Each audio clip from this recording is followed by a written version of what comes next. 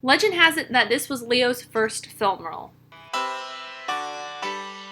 Hey, I'm Amy and welcome back to the Horror Checklist, a month long of horror and Halloween themed or related videos. Today I am talking about Critters 3, the third installment in this Critters series that I am doing. I am very excited to talk about this one today because Leonardo DiCaprio is in it and I absolutely love him. I really enjoyed the first one. The second one was okay. This one, it was okay too. I don't know if it was because I was watching like 2, 3, and 4 kind of back to back, but there was like this weird flashback for Charlie that kind of felt like overkill for me. We do get a really crazy Charlie again. Charlie goes back to being the insane drunk guy, even though he doesn't drink anymore. I think there was like a 2-year gap again between the third one, or the second and the third one. So if you are a casual viewer of these and you did not just watch the second one before watching the third one, you would maybe need that refresher, or if you hadn't even seen the previous 2 before seeing this one, you probably would need that refresher again. And besides Charlie and slightly Ugg at the end, very end of this, we do get an entirely new cast of characters, including Leonardo DiCaprio, which means we get an entire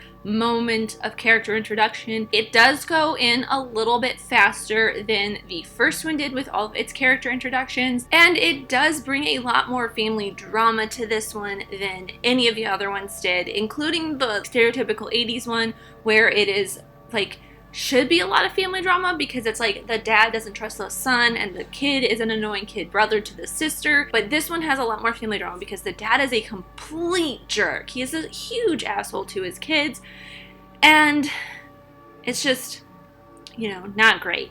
He's not a great dad. But it is like a growing thing for him. It's like a character arc for him. Like the big thing for me was the fact that he didn't trust his daughter Annie, but I liked the fact that she was a very independent young lady. I sound like an old woman. I sound like an old lady. But she is a great independent strong character for like maybe 14 years old, 15 at the most. But I liked that they gave her this very strong character because of the fact that her dad was really like, he was there, but he like just abandoned them to go stay with the older couple that lived in their apartment building so he could go to work instead of finding a job close by. And because it has this like family drama element to it and a lot of like weird towering inferno vibes towards the end of it, it felt a little bit more subdued somehow. I don't know why. I just didn't feel amped up, and the critters didn't feel as terrifying as they did in the first one and the second one. And like the first one, it expands even farther outside of what the film was in the first one. In the first one, it was just the Browns farm. In the second one, it was the entire town of Grover's Bend. In the third one, it expands to, I think, Los Angeles. They say Los Angeles.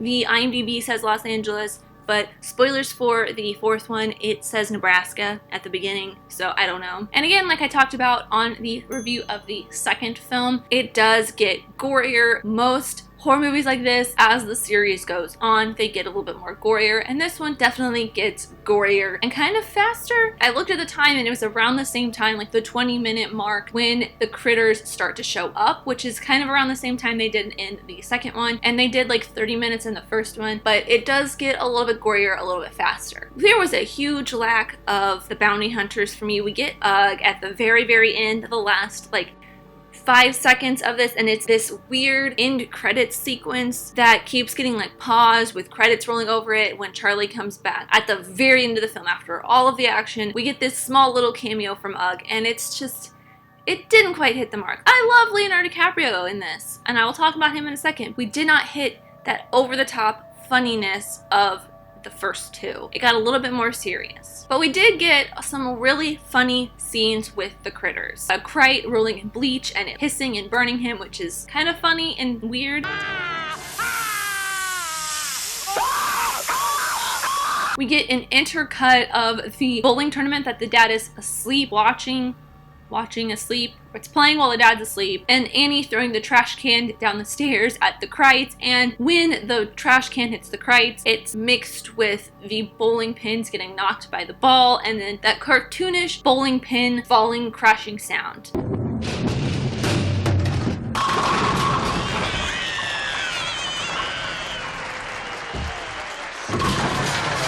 to make the strike. With that. We also get this weird new power that we did not have in the previous ones of the Krites just like making this weird screaming noise, and it draws all the other Krites to them.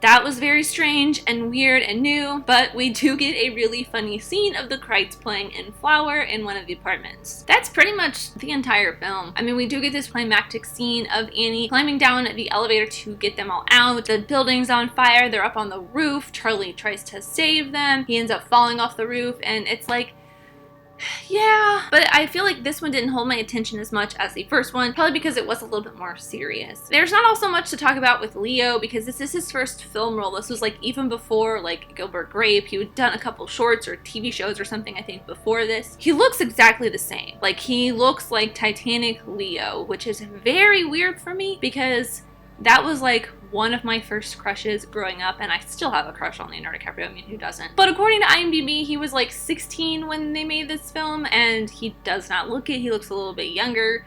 But again, Leonardo DiCaprio always looks a little bit younger than what he is. Because he's like 40-something now, right? He's still a great actor, though. I mean, he's still the great Leonardo DiCaprio acting. But that's pretty much all I got for Critters 3. It's a shorter one because this one didn't hold my attention as much, and I kind of got distracted a little bit while watching it. So let me know what you guys think in the comments down below of Critters 3 versus 1 and 2 if you have seen it. If you haven't seen any of them, I do suggest watching them because they are very fun. If you like sci-fi and you like horror, I definitely suggest it. There is a link in the description to an Amazon affiliate link that has the entire Critters 1 through 4. There is a fourth one or fifth one I know that came out on Sci-Fi this year, but I had planned all of this before that one was even announced, I think. Yeah, maybe something like that. If you do want to purchase it, you purchase it from that link down there. I will get a small percentage that'll help make this channel even better. But thank you guys so much for watching. I really truly do appreciate you, whoever you are. Let me know who you are in the comments down below, and let's be friends. If you enjoyed this, if you like, and subscribe if you're new, because I love talking things, movies, TV shows, filmmaking, film history, all that fun stuff, and I'll see you next time. Bye!